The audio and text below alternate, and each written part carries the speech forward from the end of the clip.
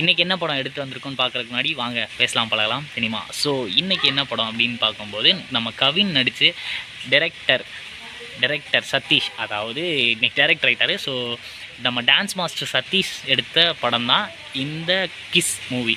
So Kavin, பிரீத்தியர்ஷினி, VTV Ganesh sir மற்றும் RJ Vijay bro இவங்க எல்லோரும் சேர்ந்து நடிச்சிருக்காங்க. இந்த படத்தை பற்றி சொல்லணுன்னா எனக்கு படம் ஓவராலாக கனெக்ட் ஆச்சு, பிடிச்சிருந்துச்சி. ஸோ ஃபஸ்ட் ஹாஃப் வந்து செம்ம ஃபன்னாகவும் ஜாலியாகவும் போயிட்டுருக்கும். செகண்ட் ஹாஃபும் கொஞ்சம் ஜாலியும் இருக்கும், பட் அதே டைம் கொஞ்சம் இதாகவும் இருக்கிற படம். பட் அந்த இடத்துல மட்டும்தான் எனக்கு சின்னதாக எங்கேயோ பிசிறு தட்டினமாக இருந்துச்சு. ஸோ ஏன்னு தெரியல, எனக்கு அப்படி தோணுச்சு கொஞ்சம். ஏன்னா கண்டென்ட் வந்து கொஞ்சம் ஒரு மாதிரி நல்ல கண்டென்ட்டு, பட் அதுக்கான ஒரு ஃபாஸ்ட்டு ஸ்பீடு இல்லாத மாதிரி இருந்துச்சு. ஸோ அதனால மட்டும் எனக்கு பிசிறு தட்டின மாதிரி இருந்துச்சு. மற்றபடி படம் ஓவராலாக சூப்பராக இருந்துச்சு. எல்லாருமே பார்க்கலாம், ஜாலியான படம். ஸோ இந்த படத்தை பற்றி சொல்லணுன்னா, நம்ம ஹீரோ இருக்கார் இல்லைங்க, அவருக்கு சின்னதாக ஒரு இன்சிடெண்ட் நடக்கும். அந்த இன்சிடெண்ட்லேருந்து அவருக்கு எப்படின்னா அந்த லவ்ன்றது மேலே நம்பிக்கை இல்லாமல் போயிடும். ஸோ அந்த நம்பிக்கை இல்லாமல் போகிறதுனால பெருசாக யாருக்கும் லவ் வராது. லவ் பண்ணுறவங்கள பார்த்தா பிரித்து விடுவார். ஸோ இவர்கிட்ட யாராவது லவ் சொன்னாலும் அவங்கள மதிக்க மாட்டார். ஸோ எல்லாருமே இவருக்கு என்னென்னா சாபமாக கொடுத்துட்ருப்பாங்க. அந்த சாபம் தான் அவருக்கு பெரிய இதாகிட்டே இருக்கும், பேக்கில் ரிஃப்ளெக்ட் ஆகுன்றது அவருக்கு தெரியல. ஸோ இவருக்கு என்ன ஆகும்னா, ஒரு கட்டத்தில் ஒரு ஹீரோயின்கிட்டருந்து இன்ட்ரொடக்ஷனே ஹீரோயின் வந்து ஒரு புக்கு வந்து அவர்கிட்ட கொடுப்பாங்க. அது என்ன புக்குன்னு அவருக்கும் தெரியாது, ஹீரோயினுக்கும் தெரியாது. அந்த புக்கு அவர் கைக்கு போனதுலேருந்து அவருக்கு ஒரு சம்பவம் நடக்க ஆரம்பிக்கும். என்னென்னா, எந்த கப்புள் கிஸ் பண்ணாலும் அந்த கப்புளோட ஃப்யூச்சர் அவருக்கு தெரிய ஆரம்பிச்சிடும். செம்ம ஃபன்னாக இருக்குல்ல.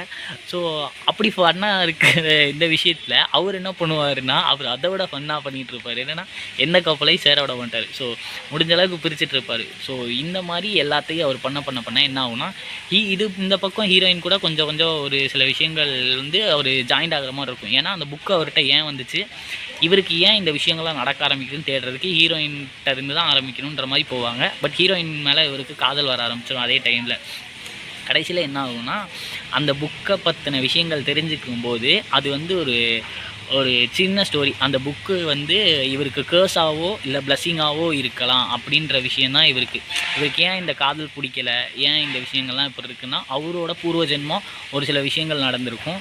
அது வந்து இவருக்கு அந்த கேர்ஸாக இருக்கா இல்லை பிளஸ்ஸிங்காக இருக்கான்றது இந்த ஜென்மத்திலேயே ரிஃப்ளெக்ட் ஆகும். அது வந்து தொடர்ச்சியாக வந்துக்கிட்டே இருக்கும் அப்படின்ற மாதிரி இருக்கும். ஹீரோயினுக்கு என்ன ஒரு ப்ராப்ளம்னா, 2 பேர் லவ் பண்ண ஆரம்பிச்சிட்டாங்க. நம்ம தலைவருக்கு தான் கிஸ் பண்ணாலே ஃப்யூச்சர் தெரிய ஆரம்பிச்சிடலாம். அதனால் முடிஞ்ச அளவுக்கு ஹீரோயினுக்கு கிஸ் பண்ணாமே இருப்பார். பட் ஒரு சீனில் கிஸ் பண்ணுற இடத்துக்கு வந்துடுவாங்க. பட் உண்மையாலுமே செம்மையாக இருக்கும் சீனு. நான் நீங்கள் நினைக்கிற சீனை சொல்ல, நான் வந்து அந்த செட்டு வந்து வேறு லெவலில் இருக்கும். அந்த ஸ்டேஜிங் பண்ண விஷயம் டான்ஸ் மாஸ்டர் சதீஷ் சும்மா சொல்ல முடியாது. அவரோட ஸ்டைல்லே சும்மா டான்ஸ் எல்லாம் வச்சு வேறு லெவலில் அந்த சீன் ப்ரிப்பேர் பண்ணியிருப்பாங்க.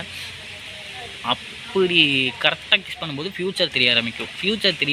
ஃப்யூச்சர் என்னன்னா, ஹீரோயின் கூட நம்ம ஆள் வாழ்கிறாரா இல்லை என்ன ஆகுன்றது தான். அது என்னென்னா, ஹீரோயின் வந்து இவர் காதல் சொன்ன உடனே ஹீரோயின் சாகுற மாதிரி இருக்கும். ஸோ யாருக்காக இருந்தாலுமே லவ் சொல்லலாமா வேணாமான்ற ஒரு யோசனையே வந்துடும். லவ் சொல்லலாமா வேணாமான்றதை தாண்டி ஹீரோயின் சாகிறத பார்க்கும்போது எப்படி லவ் சொல்கிறதுக்கு மனசு வருன்றதும் தெரியாது. ஏன்னா அந்த சிச்சுவேஷன் ஹேண்டில் பண்ண முடியாது. அவங்கள நம்ம லவ் பண்ணுறது உண்மை தான், இல்லைன்றாகாது. ஆனால் அந்த சிச்சுவேஷன் எப்படி ஹேண்டில் பண்ணுறதுன்னு தெரியாமல் அதே மாதிரி இவர் என்ன பண்ணிங்கன்னா அந்த இடத்துலேருந்து ஓடிடுவார். ஸோ அது எதனால், அந்த கேர்ஸ் ஏன் அது எதனால் அப்படின்றதெல்லாம் தேட ஆரம்பிப்பாங்க. ஸோ அதில் நடக்கிற மாதிரி கம்பல்சரி இவர் லைஃப்லையும் நடக்கும் அப்படின்ற மாதிரி இருக்கும். ஹீரோயின் சாகாமையும் போகலாம் அப்படின்னு. இதிலேருந்து மீள்றதுக்கு வழியே இல்லையானா, இவர் வந்து நிறையா பேரோட சாபங்களை வாங்கியிருப்பார். எல்லா லவ்வையும் பிரித்து விட்டதுனால எல்லாருமே இவருக்கு சாபத்தை தான் கொடுத்துருப்பாங்க. ஸோ மேபி அதெல்லாம் சரியாச்சுன்னா, கேர்ஸுக்கே பவர் இருக்கும்போது பிளஸ்ஸிங்க்கு பவர் இருக்காதா அப்படின்ற ஒரு விஷயந்தான் இந்த படத்தை வந்து இன்னும் கொஞ்சம் ஜாலியாக அப்படியே கொண்டு போக ஆரம்பிக்கும். ஸோ அவர் என்ன பண்ணுவாருன்னா, அடுத்து அவர் பிரித்து விட்ட காதலையே இவர் சேர்க்குற மாதிரி இருக்கும். ஸோ இவர் எல்லா காதலையும் சேர்த்து வைப்பார். கடைசியில் ஹீரோயின் கூட சேர்ந்தாரா இல்லையா அப்படின்றதான் இந்த படத்தோட கதை. ஹீரோயினுக்கு என்னாச்சு ஏதாச்சு அப்படின்றத கதை. பட் படம் ஜாலியாக ஒரு மாதிரி நல்ல ஃபன்னாக தான் இருந்துச்சு. அவ்வளோ மோசம் இல்லை. என்றைக்குமே கவினோட சாய்ஸ் ஆஃப் ஸ்கிரிப்ட் வந்து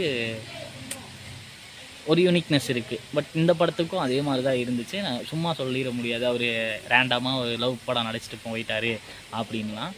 இந்த படம் ஜாலியாகவும் இருந்துச்சு, ஃபன்னாகவும் இருந்துச்சு. இந்த படம் பாருங்கள். இந்த படம் ஏன் நான் பேசுகிறதுக்கான பர்சனல் ரீசன் இருக்குன்னா, நேற்று நானும் என் நண்பர் ஒருத்தரும் உட்காந்து ஒரு டீ கடையில் பேசிகிட்டு இருந்தோம். பேசிகிட்டு இருக்கும்போது இந்த மாதிரி காதல் வந்து விட்டுட்டு போகிறது, விட்டு கொடுக்கறது, ஏமாற்றிட்டு போகிறது, இந்த மாதிரி இருக்கிற பெயின்லாம் விட ரொம்ப கொடுமையான பெயின் என்னென்னா, நம்ம லவ் பண்ணவங்க, நம்ம ரொம்ப நேசித்தவங்க நம்ம கண்ணு முன்னாடி செத்துருவாங்க, இல்லை செத்துட்டாங்க அப்படின்றதான் இருக்கிறதுலே ரொம்ப பெயினான விஷயம். ஸோ அந்த பெயினை ஹேண்டில் பண்ணுறதுன்றது ரொம்ப வலி கொடுக்கும். ஸோ அப்படி இதுக்கு உண்மை தானே அப்படின்னு பேசிகிட்டு இருந்தோம். அது ஆமாம் அக்செப்டபுளாக இருந்துச்சு. பட் அதே இன்றைக்கி படம் பார்க்கும்போது பார்த்தா அந்த அப்படியே மூவியில் வருது, தரையில் பேசினதெல்லாம் திரையில் வருதுன்ற மாதிரி. நேற்று நாங்கள் யதார்த்தமாக பேசினது இன்றைக்கி ஸ்க்ரீனில் பார்க்க ஆரம்பித்தோம். ஸோ ஏதோ கனெக்ட் ஆகுதில்ல. ஓகே, நமக்கு எப்பயுமே சில விஷயங்கள் கனெக்ட் ஆகும்போது தான் அது வந்து வெளியில் சொல்லணும், யார்கிட்டையாவது சொல்லணும், பேசணும் அப்படின்லாம் தோணும். எனக்கு அது கனெக்ட் ஆனதும் கம்பல்சரி வந்து இதுக்கு மேலே நான் வந்து இந்த கேப்பையும் தள்ளி போடக்கூடாது, உடனே கனெக்ட் ஆகிடணும் அப்படின்னு சொல்லிட்டு வந்தால் தான். ஸோ இனிமேல் ரெகுலராக எப்பையும் போல் மூவி அப்டேட்ஸ் வந்துக்கிட்டே இருக்கும். மூவி அப்டேட்ஸ் தெரிஞ்சுக்க நம்ம சேனலை ஃபாலோ பண்ணிக்கோங்க, லைக் பண்ணுங்கள், ஷேர் பண்ணுங்கள், சப்ஸ்கிரைப் பண்ணிடுங்க. சரிங்களா? Until then, bye from Tata, பாய் பாய். நான் உங்கள் பிரவீன்.